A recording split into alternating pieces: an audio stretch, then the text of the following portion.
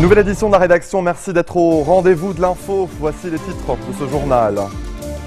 La ville syrienne d'Ain al-Arab est toujours menacée par les islamistes en dépit des bombardements aériens de la coalition internationale. Moscou fustige l'interventionnisme militaire américain.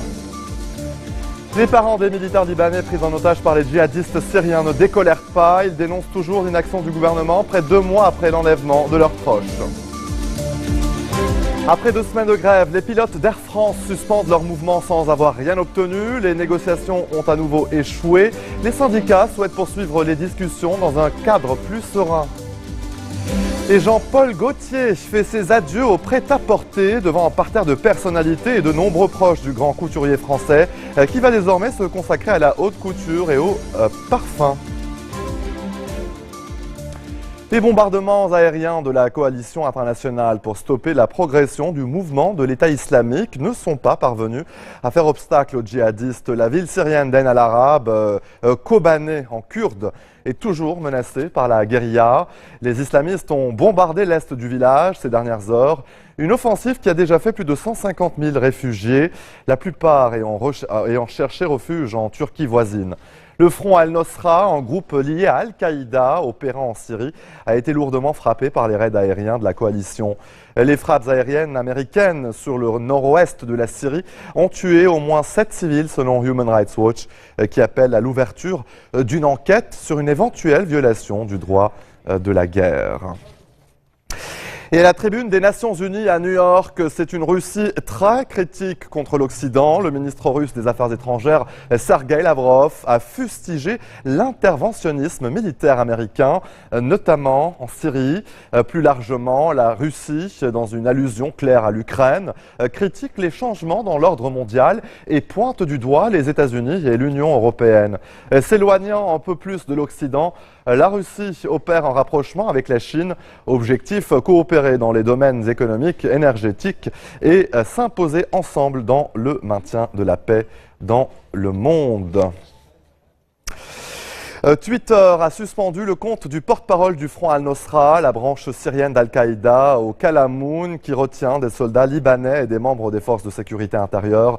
Le compte sur lequel étaient postés les communiqués et les vidéos du groupe islamiste n'était plus accessible ce dimanche. Plusieurs comptes Twitter liés au groupe islamiste de l'État islamique et du front Al-Nosra ont été suspendus récemment.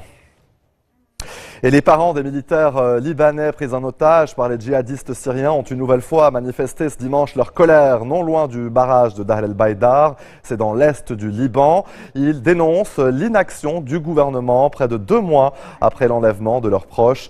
Une trentaine de militaires libanais, 3 d'entre eux ont été exécutés par les terroristes qui réclament notamment la libération des détenus islamistes à la prison de Roumieh.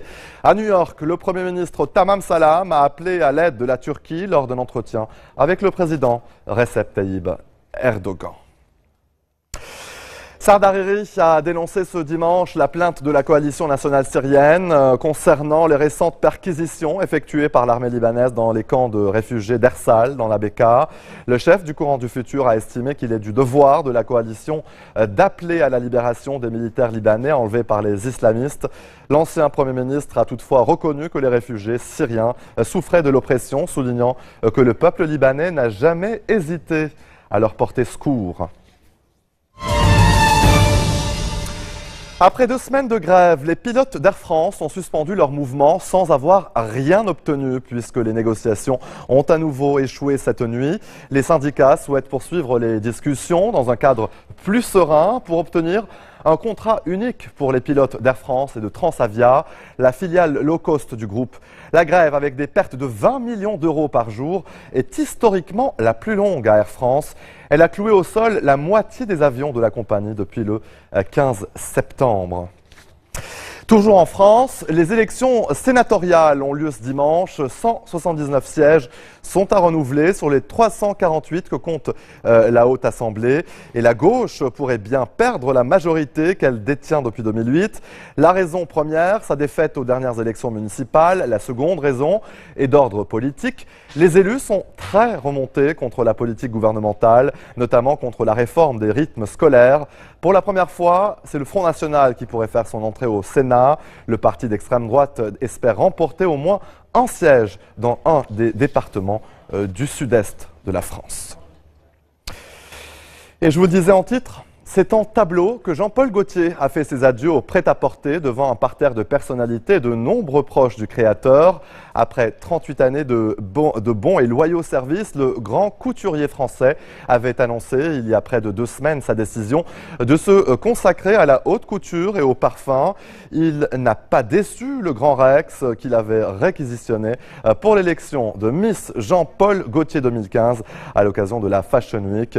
Des tableaux rendant chacun hommage à celles qui ont inspiré le créateur.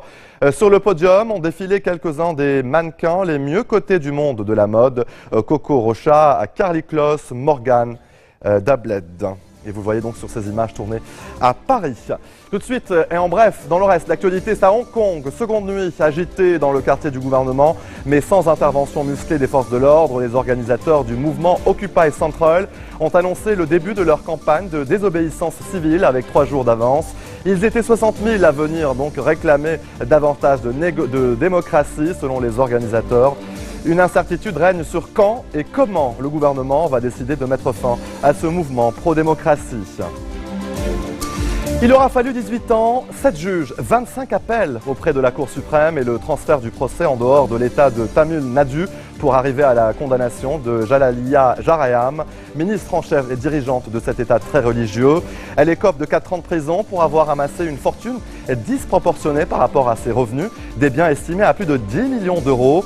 Ses partisans sont descendus dans la rue où de violentes heures ont eu lieu après l'énoncé du verdict.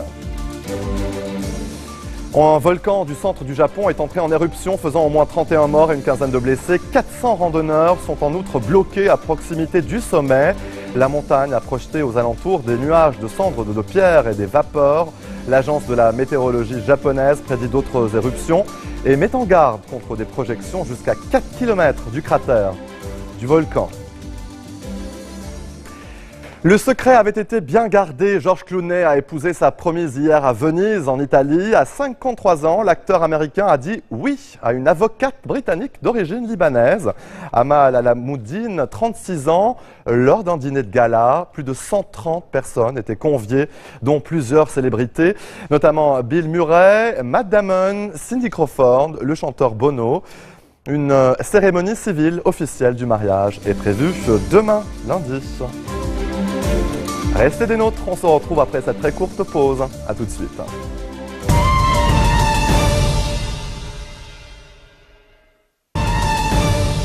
Retour sur le plateau de l'info, les invités de ce journal. Henri Abdeljalil, moniteur de plongée. Bonsoir Henri. Bonsoir.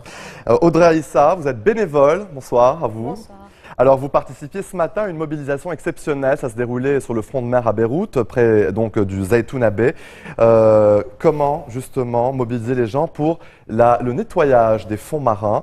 Une école, en tout cas, l'Association nationale de plongée sous-marine a organisé cette année, encore une fois, justement, cet événement pour sensibiliser, justement, les Libanais. Alors, pouvez-vous, justement, nous raconter votre expérience ce matin à Beyrouth? Oui. Henri ou Audrey, allez-y. D'accord, ce matin on s'est réveillé assez tôt. On avait planifié de se réveiller assez tôt pour commencer la campagne et commencer à nettoyer les fonds marins de Zaytouna Bay jusqu'à Rawché. Et puis le seul problème c'est que le temps n'était pas superbe et il pleuvait assez, il y avait beaucoup de vagues, donc on a dû juste nettoyer au début de Zaytouna Bay, juste à la sortie du port, juste autour, pour voilà. Rien pour décourager justement vos collègues ce matin. Alors dites-nous, qu'est-ce que vous avez trouvé dans les fonds de mer à Beyrouth?